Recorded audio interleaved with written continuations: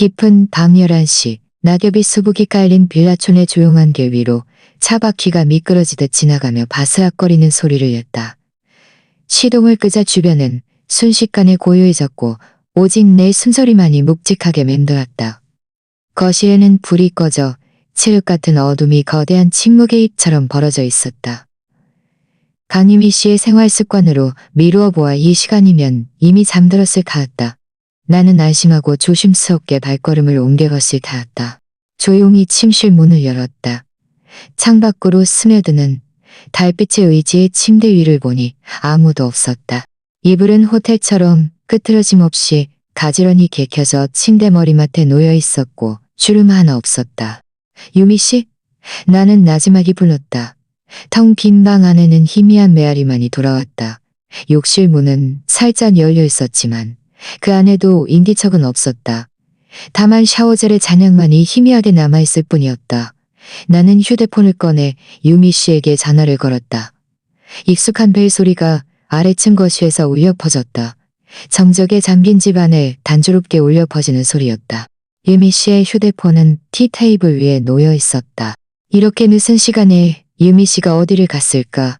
나는 발코니로 나갔다. 차가운 밤바람이 정신을 맑게 했다. 아래층 차고에는 유미 씨의 하얀 마세라티가 조용히 주차되어 있었다. 차도 안 가져가고 휴대폰도 안 가져가다니 이건 전혀 유미 씨답지 않은 행동이었다. 강유미 씨는 극도로 불안감이 많은 사람이었다. 늘 매사에 신중했고 서유형 아파트 단지, 내 편의점에 물 한 병을 사러 갈 때조차 휴대폰, 지갑, 차 열쇠의 세 가지를 반드시 챙겼다. 오늘 밤의 모든 것은 뭔가 심상치 않은 기운을 풍기고 있었다. 나는 거실로 돌아와 불을 켰다. 그리고 내가 너무나도 익숙한 이 공간을 자세히 살펴보기 시작했다. 소파 위의 쿠션은 아무렇게나 던져져 있었고 티테이블 위에는 와인잔 2개가 놓여 있었다. 그중 한 잔에는 붉은 액체가 절반쯤 남아 등불 아래 희미하게 흔들리고 있었다. 강유미 씨는 담배 냄새에 지독한 알레르기가 있었다. 강유미 씨는 집에서 술 마시는 법이 없었다. 손님이 오지 않는 한. 게다가 남자 손님이었을 것이다. 나는 유미 씨의 잔을 들었다. 잔 입술에는 희미한 립스틱 자국이 남아 있었다. 유미 씨가 평소에 즐겨 바르던 차분한 색상이 아니었다. 강렬한 불안감이 덩굴처럼 내 심장을 휘감았다. 나는 유미 씨의 절친 지은 씨에게 전화를 걸었다. 수화기 너머로 잠이 덜 깬 목소리가 들려왔다. 이 사장님, 늦은 시간에 무슨 일이세요? 유미 씨, 지금 지은 씨 집에 있습니까? 아니요. 전 유미 씨가 사장님과 집에 같이 있을 줄 알았는데요. 사장님 출장에서 돌아오신다고 하지 않으셨어요? 나는 이어서 유미 씨와 친한 친구 몇 명에게 전화를 걸었다. 돌아오는 대답은 모두 같았다. 아무도 유미 씨의 행방을 알지 못했다. 마지막으로 나는 유미 씨의 회사 동료를 떠올렸다. 강유미 씨는 한울그룹에서 마케팅 본부장으로 재직 중이었고 프로젝트 때문에 밤늦게까지 야근하는 일이 잦았다. 혹시 무슨 긴급한 업무라도 생긴 걸까? 나는 유미 씨 비서의 전화번호를 찾아 전화를 걸었다. 이 사장님, 강 본부장님은 오후 4시에 정시 퇴근하셨습니다. 사장님 오시면 저녁 식사 준비해서 같이 드신다고 하셨는데요. 나와 저녁을 먹는다고. 나는 오늘 하루 종일 임시 프로젝트 회의 중이었고 비행기가 연착되어 저녁에야 착륙했다. 이 사실은 내가 점심때 이미 유미 씨에게 말해줬고 유미 씨도 내가 집에 없다는 것을 분명히 알고 있었다. 그렇다면 유미 씨가 말한 나와 저녁을 먹는다는 것은 그저 겉으로 하는 변명에 불과했다. 전화를 끊자 내 마음은 바닥까지 가라앉았다. 결혼 3년 동안 강유미 씨는 단 한 번도 이렇게 평소와 다른 행동을 한 적이 없었다. 유미 씨는 마치 정교한 기계처럼 항상 자신의 일정을 빈틈없이 계획했고 어디를 가는지 누구를 만나는지 미리 나에게 알려주었다. 설령 갑작스러운 변경사항이 생겨도 문자 메시지를 보내거나 전화 한 통으로 알려주었다. 그런데 오늘 밤 유미 씨는 마치 연기처럼 사라져버린 것 같았다. 나는 유미 씨의 휴대폰을 들어 잠금 해제를 시도하며 최근 통화 기록을 확인하려 했다. 화면이 켜지며 비밀번호를 입력하라는 메시지가 떴다. 나는 무심코 내 생일을 입력했다. 틀렸다. 다시 유미 씨의 생일을 시도했지만 역시 틀렸다. 마지막으로 우리의 결혼 기념일을 입력했지만 화면에는 여전히 비밀번호 오류가 표시되었다. 심장이 보이지 않는 손에 쥐어짜이는 듯했다. 숨조차 멈추는 것 같았다. 언제부터 이미 씨는 나에게 휴대폰 비밀번호까지 잠가버린 걸까? 나는 갑자기 소파에 주저앉아 2개의 와인잔을 멍하니 바라보았다. 머릿속은 혼란 그 자체였다. 강유미 씨는 도대체 어디로 간 걸까? 왜 모든 사람에게 거짓말을 한 걸까? 왜 휴대폰 비밀번호를 바꾼 걸까? 이 모든 의문들이 뜨겁게 달궈진 강철바늘처럼 내 신경을 바늘처럼 내처럼. 바로 그때 문 밖에서 자동차 엔진 소리가 들려왔다. 나는 즉시 거실 불을 끄고 재빨리 창가로 가서 두꺼운 커튼 뒤에 숨어 밖을 내다보았다. 검은색 벤츠, S클래스 세단이 빌라 입구에 안정적으로 멈춰섰다.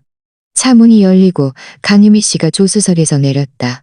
유미 씨는 몸을 식여 드레스 자락을 정리하더니 손을 들어 흘러내린 머리카락 한 가닥을 귀 뒤로 넘겼다. 운전석에서는 한 남자가 내렸다. 키가 크고 동작이 민첩했으며 깔끔하고 단정한 짙은 색 정장을 입고 있었다. 그는 차를 돌아 유미 씨 앞으로 걸어갔다. 두 사람은 낮은 목소리로 몇 마디 대화를 나누었다. 가로등 불빛은 희미하고 흐릿하여 나는 그 남자의 얼굴을 볼 수 없었다. 하지만 나는 그가 손을 들어 유미 씨의 뺨을 손가락으로 가볍게 쓸어주는 것을 분명히 보았다. 강유미 씨는 피하지 않았다. 내 심장이 쿵 하고 내려앉았다. 누군가에게 쥐어짜인 듯 숨조차 멎는 것 같았다. 그토록 편안한 자세, 그토록 자연스러운 교감은 평범한 친구들이 헤어질 때 가질 수 있는 것이 아니었다.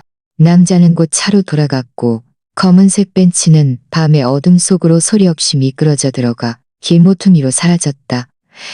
강유미 씨는 문 앞에서 한동안 서 있었다. 마치 여운을 즐기는 듯 혹은 감정을 진정시키는 듯 했다. 그 차가 완전히 시야에서 사라지고 나서야 유미 씨는 깊은 숨을 들이쉬고 열쇠를 꺼내 문을 열었다. 나는 재빨리 소파 옆으로 돌아와 다시 불을 켜고 막 집에 도착해서 코트를 벗는 척했다. 유미 씨, 나는 일부러 목소리를 조금 높여 피곤함과 놀라움이 섞인 듯한 소리를 냈다. 유미 씨의 몸이 분명하게 움찔했다. 목소리에는 감출 수 없는 당황스러움이 묻어 있었다. 이한 씨, 돌아왔어요? 방금 집에 도착했어. 어디 갔다 왔어? 나는 평온하게 물었다. 친구들 모임이 있었어. 유미 씨는 내 옆을 스쳐 지나가며 내 눈을 피했다. 나 먼저 위층에 가서 샤워 좀 할게. 친구들 모임이라니. 불과 1여여 분 전 나는 유미 씨의 모든 친구들에게 물어봤었다. 아무도 유미 씨를 만나지 못했다는데 어떤 모임이기에 한 남자가 집 앞까지 데려다 주고 심지어 문 앞에서 그렇게 친밀한 모습을 연출해야 하는 걸까? 2층에서 샤워기 물소리가 들려왔다. 강유미 씨는 샤워 중이었다.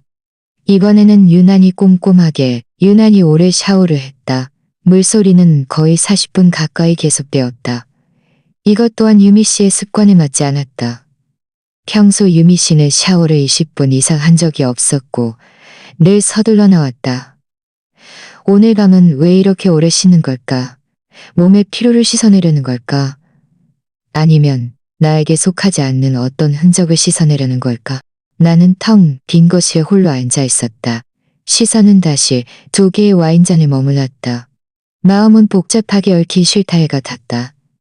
3년의 결혼 생활, 나는 우리가 천생연분이고 행복하다고 믿어왔다. 강유미 씨는 다정하고 사려 깊었고 내 사업은 날로 번창했다. 우리는 공통의 친구 관계를 가지고 있었고 분명하게 계획된 미래를 가지고 있었다. 그런데 오늘 밤 이 모든 것이 거대한 조롱으로 변해버려버렸다. 다음 날 아침, 강유미 씨는 평소보다 일찍 일어났다. 주방에서 분주하게 움직이는 냄비와 그릇 소리가 유난히 부지런하게 들렸다. 내가 아래층으로 내려왔을 때 식탁에는 이미 풍성한 아침 식사가 차려져 있었다. 완벽한 반숙 계란 프라이, 노릇하게 구워진 토스트, 따뜻한 우유, 그리고 내가 가장 좋아하는 지글지글 베이컨까지. 오늘 아침은 왜 이렇게 푸짐해? 나는 의자를 당겨 앉으며 최대한 자연스러운 척했다. 어제 늦게 들어와서 미안한 마음에 이아 씨 챙겨주려고. 유미 씨는 웃었지만 그 미소는 눈까지는 닿지 않아 어딘가 어색했다. 무슨 친구들 모임이었길래 이렇게 늦게까지? 난 유미 씨가 그런 모임에 가는 줄도 몰랐는데. 나는 토스트 한 조각을 들고 아무렇지 않은 듯 물었다. 유미 씨는 빵을 자르던 손을 미세하게 멈칫하더니 다시 말을 이었다. 그냥 대학교 동창 몇 명이었어. 이한 씨는 모르는 사람들. 남자 동창이야? 여자 동창이야? 둘 다 있었어. 어디서 모였는데? 청담동에 새로 생긴 와인바인데 이름이 좀 어려워서 이한 씨는 못 들어봤을 거야. 유미 씨의 대답은 빈틈없었고 마치 수없이 연습한 대사처럼 빠르고 능숙했다. 그러나 그럴수록 내 마음속 불길은 더욱 거세게 타올랐다. 다음에 또 그런 모임 있으면 나도 데려가줘. 유미 씨의 똥창들도 만나보고 싶네. 나는 유미 씨의 눈을 똑바로 보며 말했다. 그래. 유미 씨는 몸을 돌려 우유를 따르며 내 시선을 피했다. 미소는 몹시 어색해 보였다. 하지만 이한 씨는 평소에 일도 바쁘잖아. 언제 시간이 되겠어. 아침 식사를 마친 후 우리는 함께 출근했다. 지하 주차장에서 유미 씨의 마세라티 옆을 지나갈 때 내 시야의 뒷좌석에 놓인 꽃다발이 들어왔다. 붉은 장미였다. 꽃잎에는 아직 물방울이 맺혀 있는 것으로 보아 분명 어제 받은 꽃이었다. 꽃 예쁘다. 누가 보냈어? 아, 회사에서 행사해서 여자 직원들한테 하나씩 준 거야. 유미 씨는 아무렇지 않게 대답했고 심지어 조금의 망설임도 없었다. 또 하나의 거짓말이었다. 만약 회사 행사였다면 유미 씨 성격상 어젯밤에 돌아와서 기뻐하며 나에게 보여줬을 것이다. 차 안에 숨겨둘 리 없었다. 게다가 하늘그룹의 고위 간부 몇 명은 나도 알고 있었지만 이런 복지 행사가 있다는 말은 들어본 적이 없었다. 나는 유미 씨를 회사 건물 아래에 내려주었다. 저녁에 다른 약속 있어? 차에서 내리기 전 내가 물었다. 아마 없을 거야. 오늘은 프로젝트가 그렇게 바쁘지 않아. 그럼 우리 같이 저녁 먹을까? 오랜만에 둘만의 시간을 보내자. 유미 씨는 잠시 망설이는 듯하다가 고개를 끄덕였다. 나는 유미 씨가 회사 건물로 들어가는 뒷모습을 바라보았다. 마음속에는 거대한 바위가 짓누르는 듯 숨쉬기조차 힘들었다. 내 회사로 돌아왔지만 오전 내내 집중할 수 없었다. 점심때 나는 결심했다. 강유미 씨가 도대체 무엇을 숨기고 있는지 알아내야 했다. 나는 사설탐정 김 실장에게 연락했다. 그는 예전에 내 사업 경쟁자들의 배경조사를 처리해준 적이 있었고 일 처리가 깔끔하고 입이 무거웠다. 전화가 연결되자 김 실장은 조금 놀란 듯했다. 이 사장님, 사모님 조사를 의뢰하신다고요? 아내가 외도하는 것 같습니다. 나는 돌려 말하지 않고 건조하게 말했다. 알겠습니다. 사모님 자료와 사진을 보내주시면 바로 사람을 배치하겠습니다. 오후에 강유미 씨에게 전화가 왔다. 여보, 저녁 뭐 먹고 싶어? 양식 아니면 한식? 유미 씨의 목소리는 활기차게 들렸다. 양식 먹을까? 우리 자주 가던 그 집으로. 좋아, 그럼 내가 미리 예약해둘게.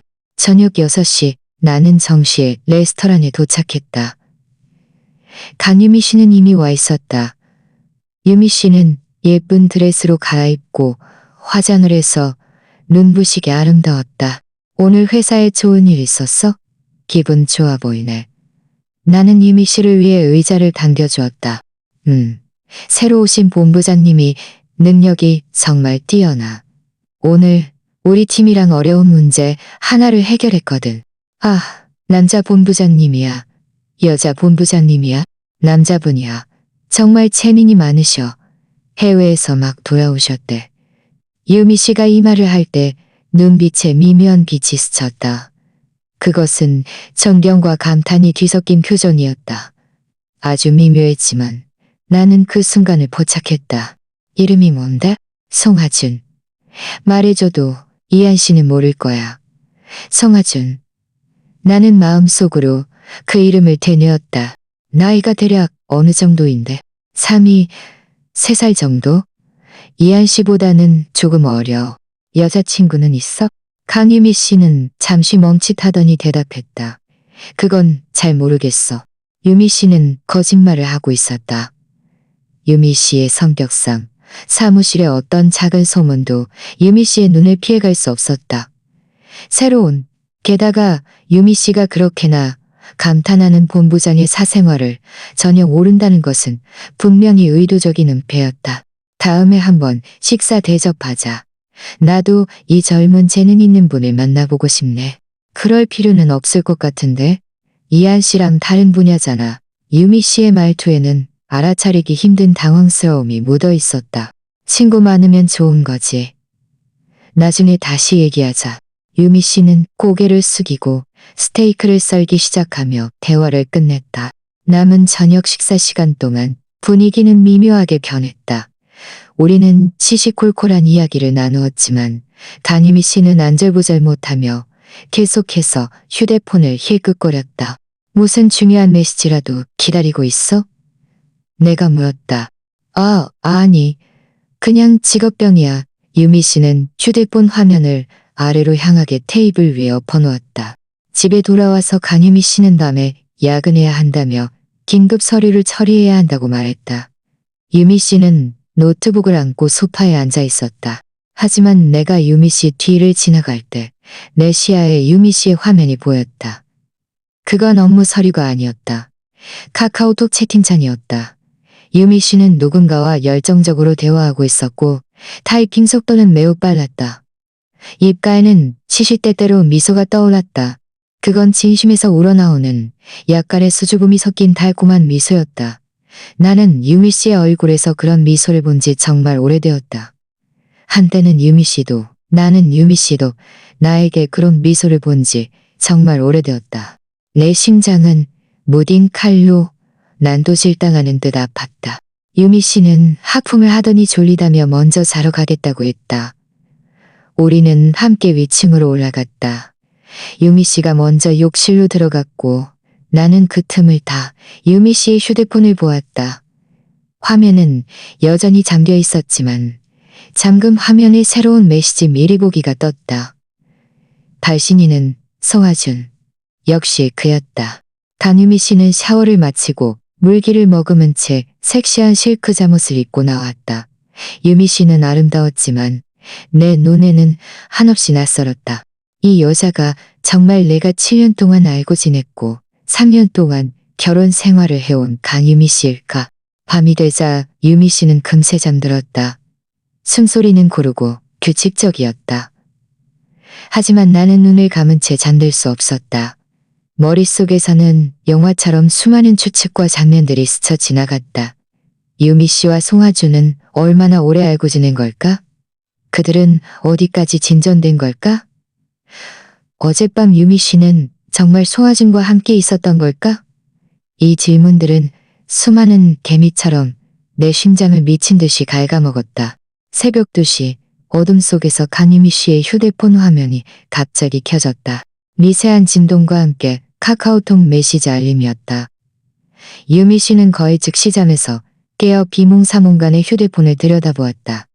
그리고는 소리 없이 이불을 들추고 침대에서 내려왔다. 나는 눈을 감은 채 잠든 척했고 오직 좁은 틈으로 유미 씨를 관찰했다. 유미 씨는 조심스럽게 발코니로 가서 유리문을 닫고 나에게 등을 돌린 채 메시지에 답장하기 시작했다. 이렇게 늦은 시간에 누가 유미 씨에게 메시지를 보낸 걸까? 5분 후 유미 씨는 침대로 돌아왔다. 나는 유미 씨의 몸에서 미세한 흥분감을 느낄 수 있었다. 숨소리조차 아까보다 가빠졌다. 이 순간 내 마음속 마지막 희망은 완전히 산산조각 났다. 강유미 씨는 정말 나를 배신했다. 내 아내에게 다른 남자가 생긴 것이다. 다음 날 오전 김 실장에게서 전화가 왔다. 이 사장님, 새로운 사실을 발견했습니다. 괜찮으시다면 만나 뵙고 말씀드리겠습니다. 나는 즉시 차를 몰아 강남 테일알로에 있는 그의 사무실로 향했다. 무슨 일이 있었습니까? 내가 문을 열고 들어서자마자 물었다. 김 실장은 말없이 갈색 서류 봉투를 내밀었다. 송화준, 33세, 하버드 경영대학원 졸업. 2달 전 하늘그룹 마케팅 본부장으로 공채 입사했습니다. 나는 서류 봉투를 열었다. 안에는 송화준의 상세한 자료가 들어있었다. 사진 속 남자는 준수하고 우아했으며 기품이 넘쳤다. 확실히 여성들에게 인기가 많을 법한 타입이었다. 중요한 것은 이겁니다. 김 실장이 서류 뭉치에서 사진 몇 장을 뽑아 내 앞에 밀어놓았다. 첫 번째 사진은 강유미 씨와 송하준이 한 카페의 창가 자리에 나란히 앉아있는 모습이었다. 오후의 햇살이 그들 위에 쏟아져 내리는 장면은 아름다웠지만 그들의 손은 테이블 아래에서 꽉 잡고 있었다. 사진 오른쪽 하단에는 촬영 시간인 3일 전이 선명하게 표시되어 있었다. 내 손이 통제할 수 없이 떨리기 시작했다. 다른 것도 있습니까? 내 목소리가 잠겼다. 김 실장이 몇 장을 더 꺼냈다. 이건 어제 점심때 두 사람이 갤러리 호텔 웨스턴 레스토랑에서 식사하는 모습입니다. 사진 속 송하준은 강유미 씨에게 스테이크를 다정하게 썰어주고 있고 강유미 씨는 고개를 들고 꽃처럼 환하게 웃고 있습니다. 이 사진은 어제 오후입니다. 사진 배경은 호텔 로비이고 송하준의 팔이 강유미 씨의 허리에 자연스럽게 감겨 있습니다. 아주 친밀한 자세죠. 내 혈액이 이 순간 응고되는 듯 했다. 그리고 이겁니다. 김 실장의 어조는 더욱 신중해졌다. 마지막 사진은 호텔 주차장 CCTV 캡처 화면입니다. 강유미 씨와 송하준이 함께 엘리베이터에 들어가는 시간은 저녁 7시 30분입니다. 내가 어제 저녁 8시에 유미 씨에게 전화를 걸었을 때 유미 씨는 친구들과 모임 중이라고 말했었다.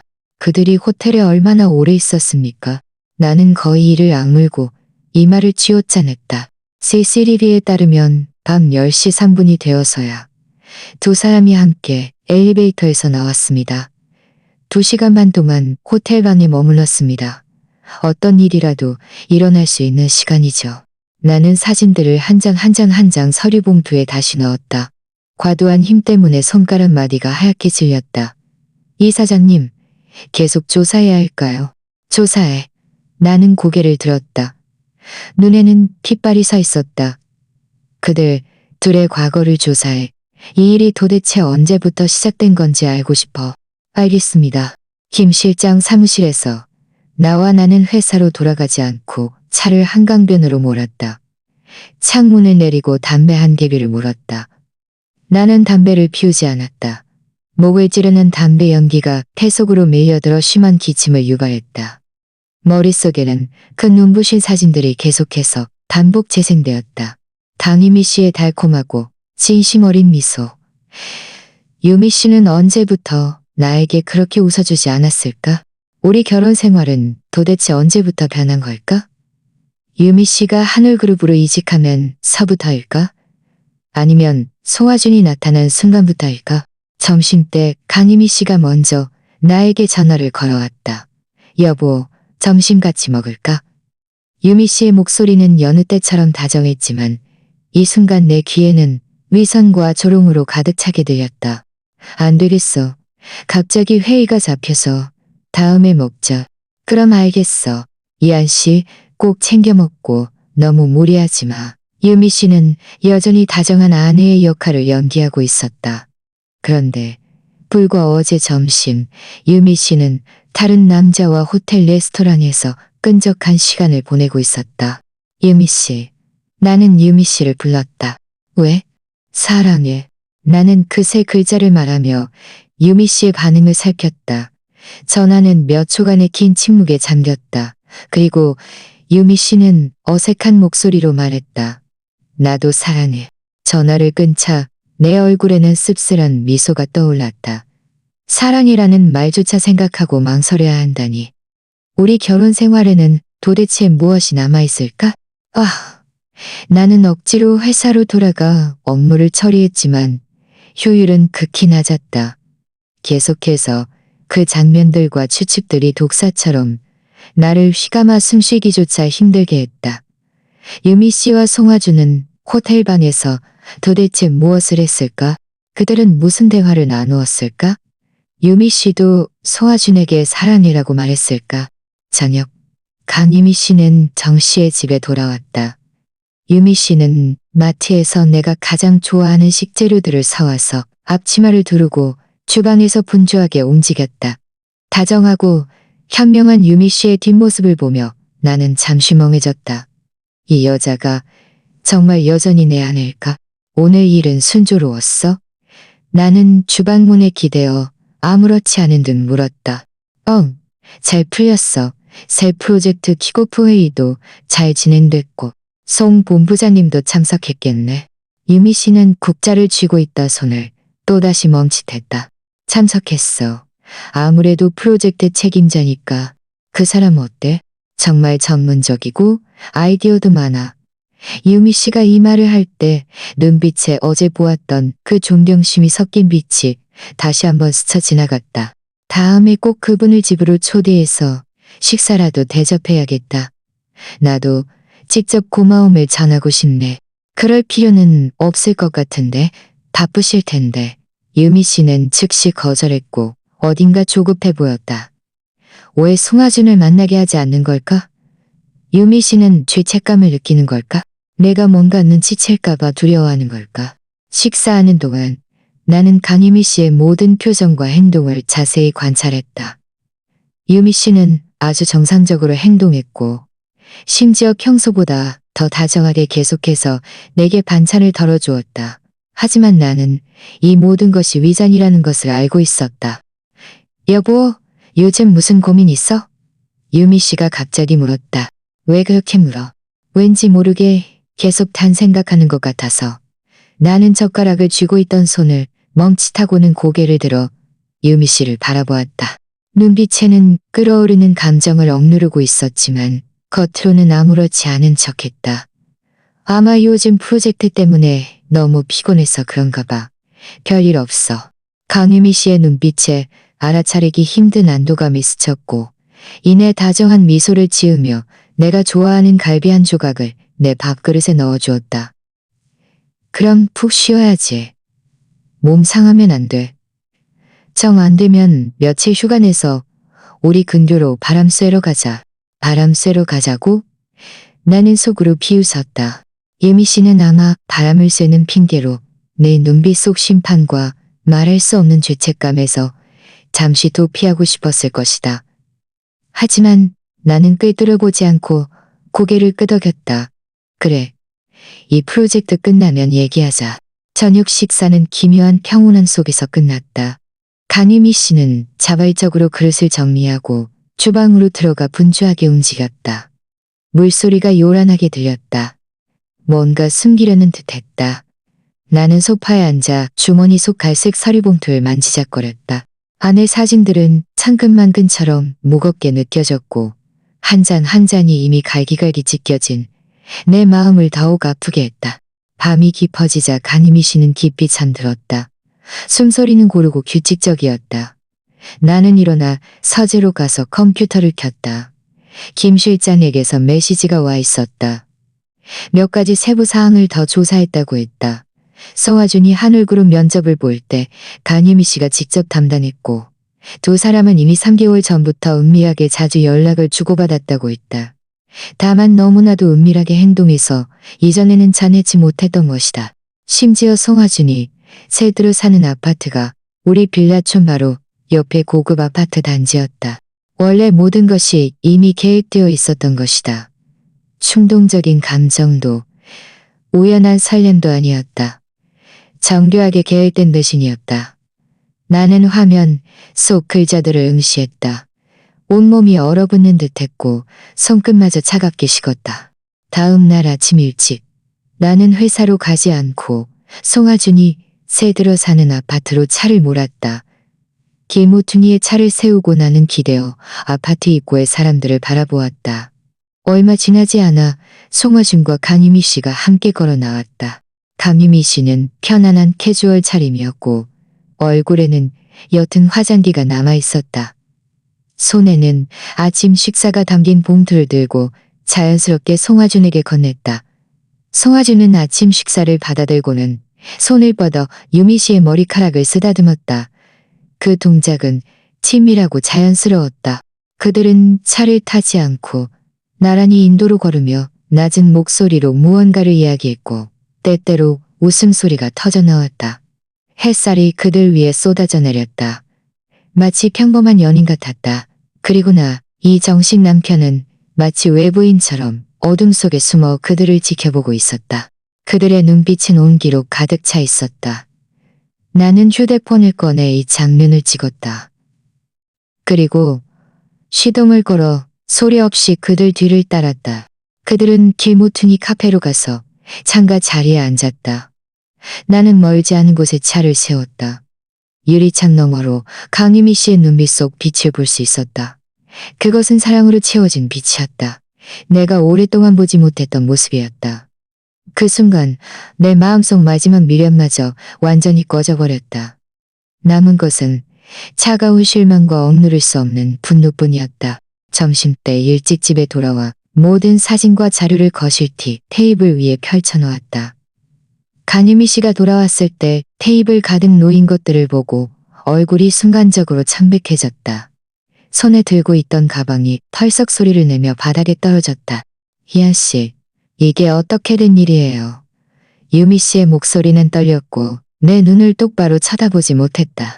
나는 소파에 앉아 팔짱을 낀 채 차가운 눈빛으로 유미 씨를 바라보았다. 유미 씨가 말해봐. 이게 어떻게 된 일인지. 유미 씨는 입을 열었지만 아무 말도 하지 못했다. 눈물이 순간적으로 솟아올랐다. 이한 씨, 미안해요. 내가 잘못했어요. 이한 씨가 생각하는 그런 게 아니에요. 내가 생각하는 그런 게 아니라고? 나는 그들이 호텔 로비에서 다정하게 안고 있던 사진을 집어들어 유미 씨 앞에 3개 던졌다. 그럼 이게 뭔데? 갤러리 호텔에 2시간 반 동안 뭘 한 거야? 그리고 오늘 아침 역 아파트 단지 입구에서 카페에서 뭘 하고 있었던 거야? 내 목소리는 크게 격앙되었다. 오랫동안 억눌려왔던 감정이 드디어 폭발했다. 강유미 씨는 비틀거리며 뒷걸음질 치더니 바닥에 주저앉아 두 손으로 머리를 감싸 쥐고 서럽게 울었다. 내가 잘못했어. 송화진 씨와는 면접 볼 때 알게 되었어. 그는 나를 너무 잘 이해해줬어. 내 마음속 압박감을 알아줬고 내가 뭘 원하는지 알았어. 그런데 이한 씨는 지난 2년 동안 일만 했고 나에게 관심도 없었잖아. 그래서 그게 나를 배신한 이유라고? 나는 비웃었다. 마음속 고통이 뒤집혔다. 내가 미친 듯이 일한 건 누구를 위해서인데? 이 가정을 위해서, 유미 씨에게 더 나은 삶을 주기 위해서였어. 나에게 관심이 없었다고? 그럼 유미 씨는 나에게 마음속에 압박감이 있다고 말해준 적 있어? 송화준에게 마음이 흔들렸다고 말해준 적 있어. 유미 씨는 숨기고 배신하는 길을 택해놓고 이제 와서 나를 비난하는 거야? 난 유미 씨는 흐느끼며 눈물범벅이 된 얼굴을 들었다. 난 이한 씨가 화낼까봐, 날 버릴까봐, 우리 가정이 깨질까봐 두려웠어. 송화준 씨와 함께 있을 때도 후회했어. 수없이 그와 관계를 끊으려고 했지만 나 자신을 통제할 수 없었어. 나 자신을 통제할 수 없었다고? 나는 일어서서 유미 씨 앞으로 걸어갔다. 유미 씨를 내려다보았다. 강유미 씨, 유미 씨는 자신을 통제할 수 없었던 게 아니야. 너무 욕심이 많았던 거야. 나에게서 안정적인 삶을 얻으면서도 송화준에게서 열정적인 로맨스를 원했던 거지. 유미 씨는 나를 뭘로 본 거야? 그저 의식주 걱정 없이 살게 해주는 도구로 본 거야. 유미 씨는 아무 말도 하지 못하고 그저 계속 울었다. 나는 유미 씨의 이런 모습을 보며 조금의 연민도 느끼지 못했다.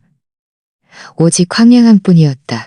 한때 다정하고 사려 깊고 신중했던 강유미 씨는 이미 유미 씨의 마음과 배신 속에 죽어 있었다.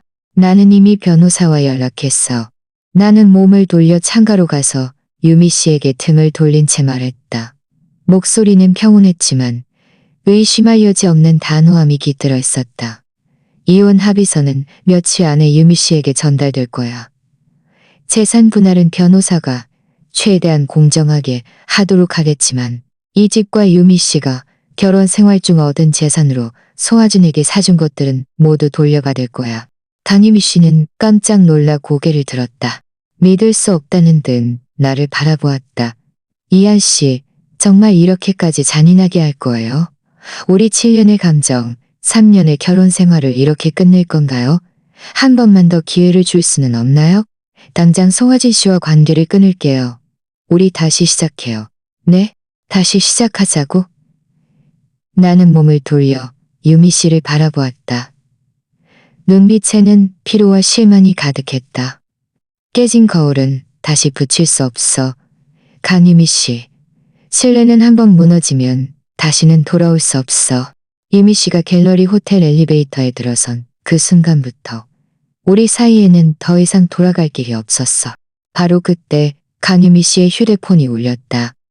화면에는 송하준 세 글자가 떠 있었다. 유미 씨는 휴대폰을 보더니 나를 보았다. 눈빛에는 망설임이 가득했다. 받아. 나는 담담하게 말했다. 그에게 우리 관계가 모두 끝났다는 것을 알려줘. 그리고 더 이상 유미 씨를 쫓아다니지 말라고도 말해줘. 강유미 씨는 떨리는 손으로 통화 버튼을 눌렀다. 목소리는 잠겨 있었다. 하준 씨. 수화기 너머로 송하준의 다정한 목소리가 들려왔다. 유미 씨, 무슨 일 있어? 무슨 안 좋은 일이라도 생겼어? 나 지금 유미 씨 회사 아래인데 같이 점심 먹을까 해서. 강유미 씨는 나를 보더니 눈물이 다시 솟아올랐다. 나 당신을 만날 수 없어. 우리 여기까지 하자. 수화기 너머 송하준은 잠시 멍해지더니 이내 목소리가 다급해졌다. 유미 씨, 무슨 말이야? 왜? 이한 씨가 알았어? 두려워하지 마. 내가 지금 그쪽으로 갈게. 우리 같이 해결하자. 그럴 필요 없어. 나는 강유미 씨의 휴대폰을 낚아채며 수화기에 대고 말했다. 송 본부장님, 저는 이한입니다. 강유미는 제 아내입니다. 앞으로 더 이상 제 아내에게 연락하지 마십시오. 그렇지 않으면 제가 한울그룹과 본부장님의 모든 친구들에게 본부장님이 남의 결혼 생활에 끼어든 사실을 알리는 것을 주저하지 않을 것입니다. 수화기 너머는 몇 초간 침묵에 잠겼다. 그리고 송하준의 차가운 목소리가 들려왔다. 이 사장님, 감정은 강요할 수 없습니다. 유미 씨가 마음속으로 사랑하는 사람은 저입니다. 설령 제가 없었더라도 사장님들의 결혼 생활은 이미 문제가 있었을 겁니다. 우리 결혼 생활에 문제가 있든 없든 그건 우리 문제입니다.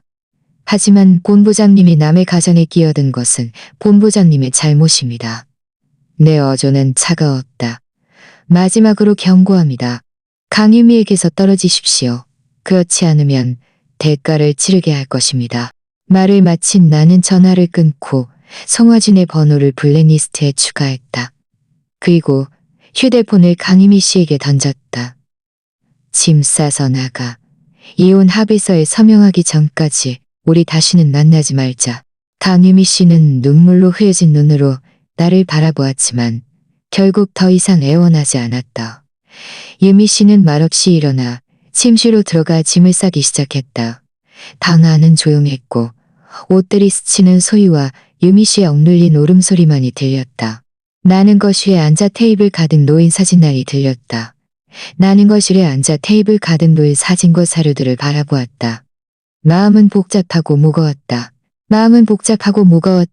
7년의 감정, 3년의 결국, 이렇게 비참하게 비참하게. 저녁 무렵, 강유미 씨는 여행 가방을 끌고 나왔다. 유미 씨는 문 앞에 서서 입술을 달싹였다. 뭔가 말하려는 듯 했지만 결국 이한 씨, 미안해요라는 말만 남겼다. 나는 돌아보지 않고 담담하게 말했다. 가. 문이 가볍게 닫히며 찰칵 소리를 냈다. 집 안은 순식간에 텅 비고 고요해졌고 오직 나 혼자만 남았다. 나는 발코니로 가서 간유미 씨의 모습이 길모퉁이로 사라지는 것을 바라보았다. 마음속에는 예상했던 해방감 대신 뼛속까지 스며드는 피로감만이 남아있었다. 밤늦게까지 나는 텅 빈 거실에서 많은 술을 마셨다. 알코올은 신경을 마비시켰지만 그 눈부신 장면들을 지울 수는 없었다.